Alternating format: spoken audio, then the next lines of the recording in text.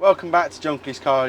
My name is Max. Today I'm sat in a Laika Motorhome Fiat Ducato based. Now this is actually the Ducato 8 platform, as you can tell by the newer steering wheel and dashboard.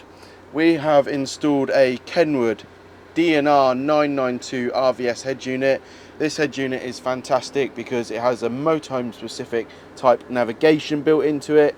It's got wireless Apple CarPlay and Android Auto, and it even has the ability to add 4 cameras, which you can just about see there, which we've actually got right back camera, we call it, the rear camera, which is good for reversing, and a front camera, which is good for getting close up to fences like that, for example. You can blow the image up by just sticking it on the screen and toggle through like so, or you can even just stick the vehicle in reverse. So if we haven't got the cameras on the screen, pop it into reverse. That will automatically switch over to this, which is the dedicated reverse camera the customer requested to have on reverse.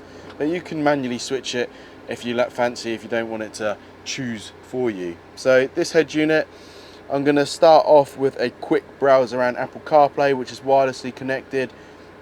Much nicer way of using your phone while driving. Good for maps, messaging, music. I personally use Tidal, which is this particular one. It's the best quality out there, and we're big on sound quality here at Kleis. But much nicer way of using and choosing your music.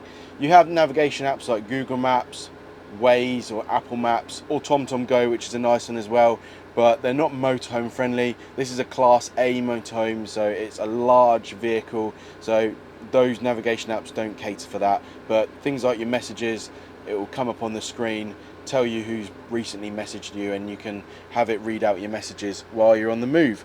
So this is the home screen. If we click onto nav here, this will bring us into the navigation for the KENWOOD system.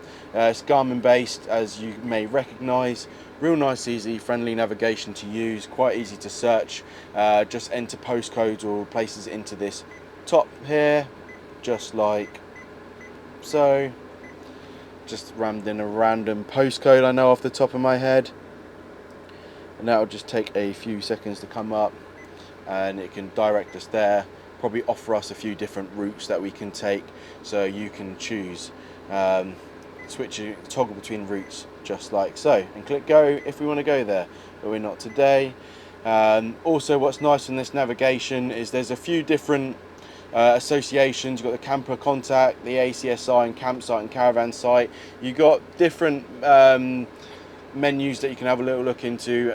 If you're touring out on the fly, this gives you many different options of different caravan parks that you can go to, and it's quite nice actually because you can select onto it, click I, and a lot of them have a bit of a photo, so you know you're actually at the right place, which is a cool little feature.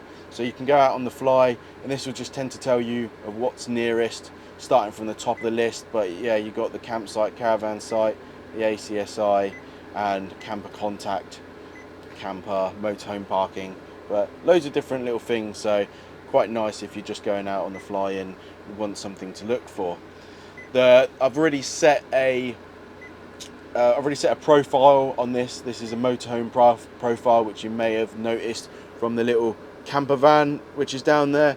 So I've already inputted the customer's length, width, height information, so that this navigation will know not to take him down roads which he isn't going to fit down, or under bridges which are too low, etc. So it's nice and set up for obviously driving around the world.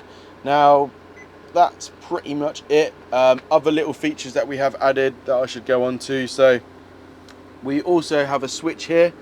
This switch is an override switch. If the customer is in a campsite, the vehicle is off, a lot of people don't want to have the ignition on because it will have daytime running lights flashing into other campers at night time when you just want to listen to a bit of radio. We put in this manual switch, so with the ignition off you can switch on the radio. That will switch on the radio, which is running off the leisure battery, so you can use it to your heart's content. We also have got some extra USB chargers dotted around the vehicle under here. These are all wired to the leisure battery now. And last little thing to show you is we have a HDMI port in the top glove box here, along with a USB for the stereo and a USB port under this little lid here.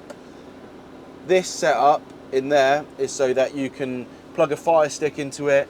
You can select HDMI on this screen, and we haven't obviously got anything plugged in there at the moment, but you could have your Fire Stick all playing on there, watch YouTube, Netflix, anything you want really.